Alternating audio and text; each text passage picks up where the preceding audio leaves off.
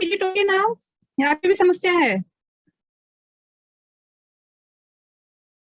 चलिए देखो, तो अब इसमें ये जो SMTP क्या है, मैंने कहा कि पूरे टाइम जब तुम मेल एक्सेस कर रहे हो, किसी को भेज रहे हो, डाउनलोड कर रहे हो, SMTP पूरे टाइम एक्टिव रहता है। पोस्ट ऑफिस प्रोटोकॉल का मतलब क्या है कि देखो, जब हम नॉर्मली एक मेल एक्सेस कर रहे हैं जिसमें अटैचमेंट नहीं है, मैं बड़ा बेसिक तुम लोगों को बता रही हूँ, हालांकि इन सबों का डिटेल अलग मतलब अलग डिटेल में पढ़ने जाएंगे तो बहुत स्पेसिफिक पढ़ेंगे। मैं ओवरऑल तुम लोगों को बता रही हूँ। एक मेल होता है कोई अटैचमेंट नहीं है, तो IMAP क्या करता है, हमें अपने मेल बॉक्स से मेल को एक्सेस करने देता है ताकि आप उसको अपने कंप्यूटर में, अपने कंप्यूटर के रैम में लाते हैं, है ना। तुम जो मेल तुम्हारा इनबॉक्स आता है या तुम लॉगिन करते हो तो इनबॉक्स कहाँ पे आता है, रैम में आता है, क्योंकि जैसे ही तुमने लॉग आउट किया वो नहीं रहता तुम्हारे हार्ड डिस्क में, रहता है। प्रोसेस समझो मेल की, जब तक तुम ऑनलाइन हो तभी तक इनबॉक्स तुम्हारे पास है तुम्हारे कंप्यूटर में, तुमने ऑफलाइन हो गए तो वो नहीं रहेगा। तो तुम्हारा जो इनबॉक्स लोड होता है वो तुम्हारे कंप्यूटर के रैम में लोड होता है, ठीक है। तो ये जो तुम एक्सेस करने दे रहा है ये IMAP के थ्रू है। तुम्हारे मेल में कोई अटैचमेंट है, तुम उसको डाउनलोड करते हो तो तुम्हारे हार्ड डिस्क में जाके सेव हो जाता है ना। तो अटैचमेंट तुम डाउनलोड करते हो तो वो अटैचमेंट तुम्हारे हार्ड डिस्क में सेव होता है, तुम उसको बाद में यूज कर सकते हो। तो पोस्ट ऑफिस प्रोटोकॉल उसी के लिए यूज होता है कि आपका जो अटैचमेंट है that can be stored in your local storage. और माइम क्या है कि ऑफ लेट ये माइम पॉप का ही समझो कि एक्सटेंडेड वर्जन है, क्योंकि ऑफ लेट क्या है कि टेक्सचुअल डाटा के अलावे हम अलग अलग फाइल फॉर्मेट को भी अटैचमेंट में भेजते हैं, वीडियो, ऑडियो, इमेज, सारी चीजें भेज रहे होते हैं। तो ये मल्टीपर्पस मेल एक्सचेंज का मतलब है कि ये पोस्ट ऑफिस प्रोटोकॉल को ही अलग अलग फाइल फॉर्मेट को डाउनलोड करने में हेल्प करता है कि अटैचमेंट डिफरेंट फाइल फॉर्मेट के भी अटैचमेंट रहेंगे तो भी आप उसको एक्सेस कर सकते हैं, उसको डाउनलोड कर सकते हैं। उसी के लिए माइम यूज होता है। माइम बहुत रिसेंटली इंट्रोड्यूस हुआ है। इसके पहले जब अटैचमेंट में हमारा जब शुरुआत में मेल आया था तो अटैचमेंट नहीं डालते थे हम, अटैचमेंट वाज नॉट अलाउड, तो उस समय IMAP और इससे काम चल जाता था। बाद में हुआ अटैचमेंट भी आने लगा तो पॉप आया। अब अटैचमेंट के बाद मल्टीपल फाइल फॉर्मेट के अटैचमेंट आने लगे तो माइम को इंट्रोड्यूस किया गया। तो बेसिकली हमारे मेल में क्या है, दो साइड होंगे, क्लाइंट यूजर साइड या क्लाइंट साइड कह सकते हैं, और मैसेज ट्रांसफर एजेंट। ये सर्वर की तरफ होगा, ये हमारे लोकल कंप्यूटर की तरफ होगा। ये हमारे ब्राउजर के थ्रू काम करेगा, और मैसेज ट्रांसफर एजेंट हर मेल सर्वर का के लिए स्पेसिफिक होता है, जो हमें उस मेल सर्वर पे जाके मेल को कंपोज करना, सेंड करना, ड्राफ्ट करना, डिलीट करना, ये सारी चीजों को हेल्प करता है। अब इन दोनों को हेल्प करने के लिए हमारे पास 4 सेट ऑफ प्रोटोकॉल्स हैं which enable us to perform different functions over the mail. Understood or not? अब इसमें से किसी एक ने कोई तुम लोगों को स्पेसिफिक कुछ पूछना है तो बताइए। Ma'am with in the server अगर हमें किसी को मेल भेजना होता है तो कौन सा प्रोटोकॉल यूज होता है? विद इन द सर्वर मतलब सेम डोमेन? नहीं, उससे फर्क नहीं पड़ता, because it is uniform whether domain same और नॉट, ठीक है। अब यहाँ पे सपोज तुम्हारा इसी डोमेन में है, किसी का जीमेल में ही है, तो you have to transfer from one space to another ना। The only difference is either the space in the same domain or in a different, but you have to transfer it. SMTP ही use होगा, simple mail transfer protocol. नहीं ma'am, जैसे आपने जैसे आपने बताया था ना कि हमें अगर एक वेब सर्वर के एक पार्ट से दूसरे वेब सर्वर के दूसरे पार्ट में अगर हमें कुछ भेजना है तो IMAP यूज करा जाता है SMTP के थ्रू? नहीं, IMAP is used to access your mailbox. Okay, all right. Internet Mail Access Protocol. See, its full form is Internet Mail Access Protocol. IMAP के through you will be able to transfer your inbox from this mail server to your RAM. Okay, got it now. अब तुम्हें mail भेजना है, चाहे वो same domain में हो, चाहे अलग डोमेन में हो, SMTP ही यूज होगा, simple mail transfer protocol. Okay ma'am. Attachments download करने हैं तो पॉप और माइम यूज करेंगे हम, ठीक है। ये मैंने कहा मैं बड़ा बेसिक सा बता रही हूँ अभी, क्योंकि तुम लोगों को बड़ा बेसिक ही पढ़ना है। अजय, आया समझ? Yes ma'am. गौरव, अब कुछ पूछना है इसमें? अभिषेक का नेट खराब है मैम। अभिषेक नेट में प्रॉब्लम है तुम्हारे? Yes ma'am. अभी मेरी वॉइस आ रही है मैम? हाँ अभी आ रही है, बताइए। मैम अभी तो मैं बाहर गया था क्लास से, जस्ट अभी आया हूँ। बार बार क्या क्या समझ आया इसमें, ये बता दो। मैम ये SMPT POP और एक क्या है? और है IMAP, internet mail access protocol, IMAP। Ma'am ये 3 या 4 है, वो मेरे को मतलब क्लियर नहीं हुए मैम, ये देखो प्रोटोकॉल जो है। IMAP का मतलब है कि जब तुम यहाँ किसी अपने जीमेल में या हॉटमेल में लॉगिन करते हो तो तुम्हारा मेल बॉक्स या इनबॉक्स कहाँ आ जाता है? तुम्हारे कंप्यूटर में दिखता है तुम्हें। मतलब हमें कोई भी चीज दिखती कब है? जब वो हमारे रैम में होती है तभी दिखती है ना, इतना तो पता है कि कोई भी चीज हमें दिखती तब है जब वो हमारे रैम में होगी। तो तुम यहाँ पे लॉगिन कर रहे हो, तुम्हारा इनबॉक्स बेसिकली यहाँ है, लेकिन जब तुम लॉगिन करते हो तो ये इनबॉक्स तुम्हारे कंप्यूटर में दिखता है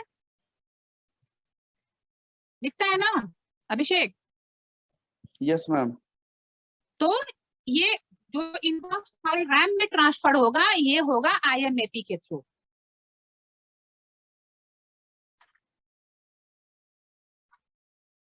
IMAP नहीं होगा तो तुम क्या अपने कंप्यूटर में देख पाओगे अपना मेल? नहीं, क्योंकि तुम्हारे रैम में आएगा ही नहीं।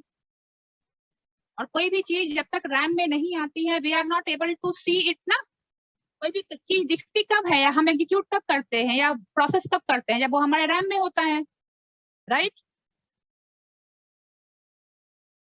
यस और no Abhishek? Yes ma'am. Yes ma'am. ठीक है। और पोस्ट ऑफिस प्रोटोकॉल और माइम बेसिकली अटैचमेंट्स के लिए हैं। जब हमें अटैचमेंट डाउनलोड करना है जिसको हम अपने सेकेंडरी मेमोरी में परमानेंटली स्टोर कर सकते हैं। इनबॉक्स को हम अपने सेकेंडरी मेमोरी में स्टोर नहीं कर सकते और अटैचमेंट को कर सकते हैं। तो जब हम इसको सेकेंडरी मेमोरी में मुझे स्टोर करना है तो पोस्ट ऑफिस प्रोटोकॉल होता है। पोस्ट ऑफिस प्रोटोकॉल का मतलब तुम पोस्ट इसको क्यों बोलते हैं? क्योंकि हमें जब लेटर आता है तो हमारा पोस्टमैन जो है वो उठा के लाके हमें घर में देता है। तो ये वही चीज है।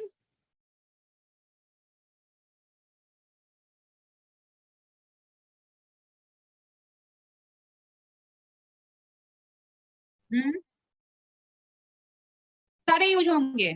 कलेक्शन हमेशा कोई भी मेल तुम यूज कर रहे हो, ये चारों साथ साथ में ही रहेंगे। SMTP और इसके बाद ये तीनों इसके आंसर ही रहते हैं हमेशा, ठीक है। ये 4 प्रोटोकॉल यूज होंगे ही होंगे। मैम मेरी वॉइस आ रही है तो मैम एक बार SMTP भी बता दीजिए मैम।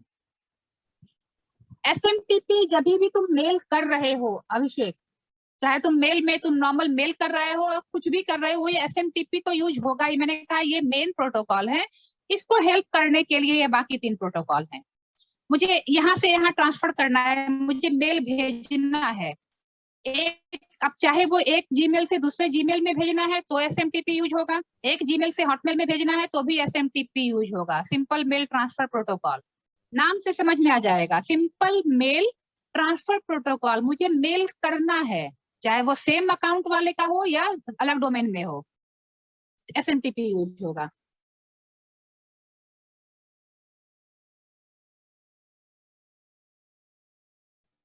ओके। अब इसके बाद एक जो अब यहाँ पे आज कोई न्यू टॉपिक स्टार्ट मत कीजिए। अच्छा रुक जाओ अभी से। अब देखो, अब हम जो यहाँ से यहाँ लॉगिन करते हैं ये क्या है? रिमोट लॉगिन है ना? हम जो लॉगिन कर रहे हैं वो हम एक सर्वर पे कर रहे हैं विच इज रिमोटली लोकेटेड।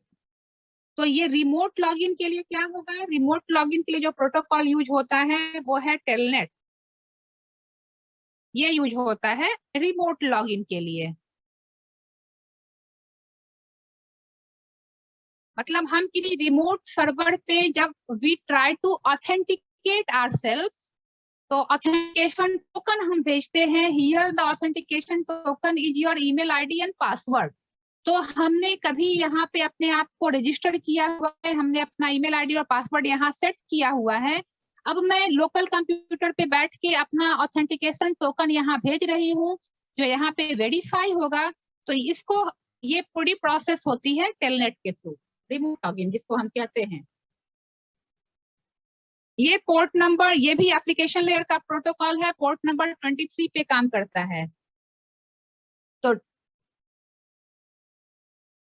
ठीक है, आज इतना ही करेंगे हम। अब यहाँ पे तुम लोगों को किसी को कोई डाउट है, किसी में कुछ क्वेरी है तो पूछ लीजिए।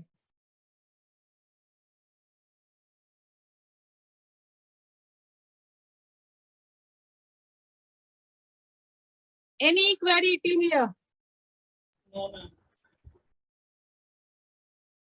तो ये प्रोटोकॉल्स में क्या होगा, टू द पॉइंट क्वेश्चन आएगा।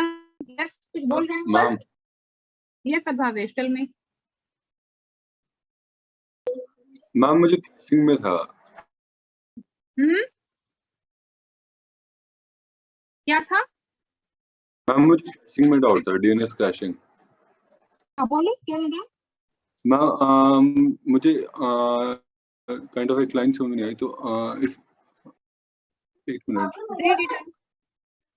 Read it out. When a client asks the server to resolve the certain name, the server checks whether it has authority for the name. और authority for the name का मतलब क्या हुआ यहाँ पे? हाँ देखो, authority for the name का मतलब होता है कि कई बार जब तुम कोई एक, सपोज मैंने अपने URL पे कोई भी एक वेबसाइट का नाम लिखा है, ठीक है। अथॉरिटी फॉर द नेम का मतलब है कि whether you are allowed to interact with that server और नॉट। सर्वर अगर है जहां पे तुम्हें रजिस्टर करना है अपने आप को, बिकॉज आप उसकी सर्विसेज लेने के लिए you need to authenticate yourself, मतलब आपको अपने आप को रजिस्टर करना है। जैसे कि अब नॉर्मली अगर मैं बताऊं कि सपोज तुमने नेटफ्लिक्स का नहीं लिया हुआ है सब्सक्रिप्शन, तो are you able to watch it? No, नहीं कर सकते। ये लोड होगा क्या इसका डिटेल? no. नो। तो that is the means of whether you have the authority of name. जो हमने यहाँ कहा ना कि इसमें जैसे हमने बताया कि you have to prove your authenticity by remote log, by giving your credentials. अब क्या है कि अगर आपने पहले यहाँ पे सब्सक्रिप्शन आपने ले रखी है, आपने पहले लॉगिन किया हुआ है, तो क्या होगा कि इसकी detail is somewhat stored in the root. दूसरी बार जब आप लॉगिन करेंगे तो you don't have to prove your authority because it is already stored here. और क्या होता है कि नेटवर्क के आगे, सपोज ये एक नेटवर्क है, नेटवर्क के बाहर ट्रांसपोर्ट लेयर पे एक डिवाइस होता है गेटवे।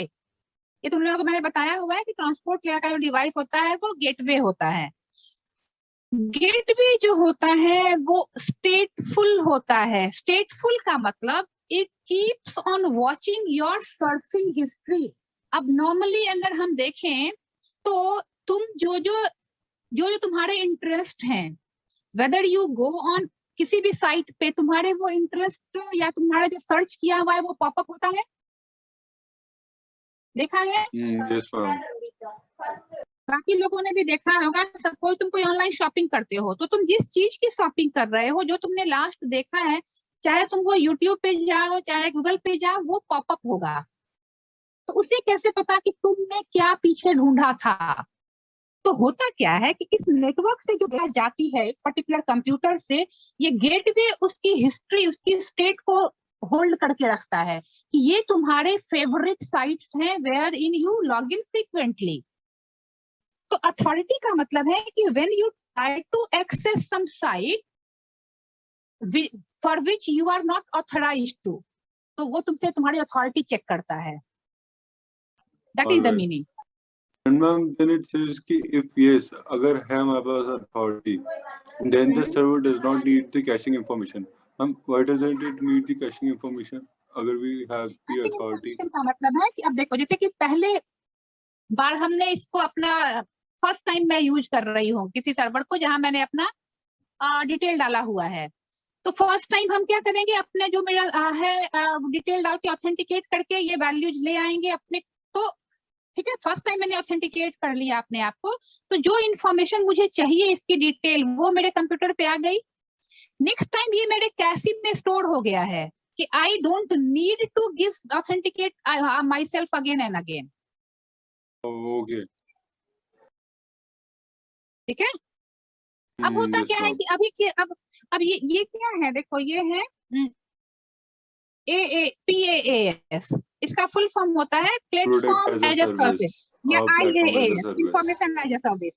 तो अब इसमें क्या है कि हम कहते हैं कि हमारा जब सब्सक्रिप्शन पीरियड ओवर हो जाता है, तो फर्स्ट टाइम जो हमने यहाँ पे कैशी में ये स्टोर हुआ था और नेक्स्ट सब्सक्रिप्शन के डेट तक ही ये कैशी वैलिड रहेगी, उसके बाद ये जो हमारा IaaS है इसको ब्लॉक कर देगा। Okay, ma'am.